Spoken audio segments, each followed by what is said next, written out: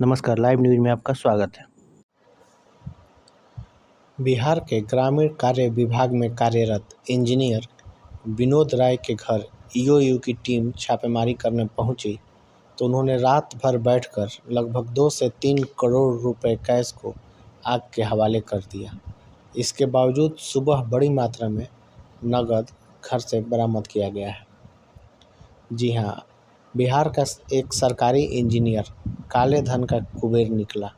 उसके घर छापा पड़ा तो पकड़े जाने के डर से रात भर बैठकर 2 से 3 करोड़ रुपए को स्वाहा कर दिया। इतने नोट जलाने के बावजूद आर्थिक अपराध इकाई ईओयू ने इंजीनियर के घर से 39 लाख रुपए कैश बरामद किए। काले धन के कुबेर का नाम विनोद राय है। वह ग्रामीण कार्य विभाग में अधीक्षण अभियंता के पद पर तैनात है। पुलिस ने विनोद और उनकी पत्नी को नोट जलाने और सबूत मिटाकर सरकारी काम में बाधा डालने के आरोप में गिरफ्तार कर लिया है। इंजीनियर के खिलाफ भ्रष्टाचार का अलग से मामला चलाया जाएगा। जानकारी के अनुसार इंजीनियर विनोद राय बीते गुरुवार की रात सीतामढ़ी से नोटों का जखीरा लेकर पटना के लिए चले थे। इसकी भनक ईओयू को लग गई। रात में ही ईओयू की टीम उनके पटना स्थित आवास पर पहुंच गई। हालांकि इससे पहले इंजीनियर सारा पैसा पटना आवास पर पहुंचा दिया था। जब ईओयू की टीम रेड मारने पहुंची तो इंजीनियर की पत्नी दीवार बनकर घर के नीचे खड़ी हो गई।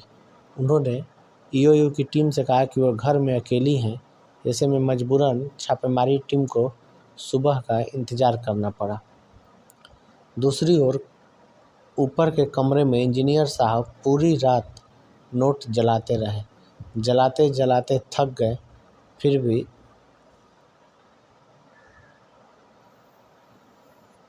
39 लाख रुपए बच गए। शुक्रवार सुबह ईओयू की टीम ने घर में दबिश दी तो पानी की टंकी से यह कैश बरामद हुआ। टीम को घर से लगभग 12.5 लाख रुपए के अधजले नोट और बाथरूम के पाइप से भारी मात्रा में भरा जले नोटों का मलबा भी मिला है। इससे करीब 2 से 3 करोड़ रुपए का कैश इंजीनियर द्वारा रात भर में जलाए जाने का अनुमान है। शुरुआती आकलन के अनुसार इंजीनियर विनोद राय के पास बाजार मूल्य पर लगभग 100 करोड़ रुपए की चल अचल संपत्ति होने का अनुमान लगाया जा रहा है। इस केस में प्रवर्तन निदेशालय ईडी भी जांच कर सकती है।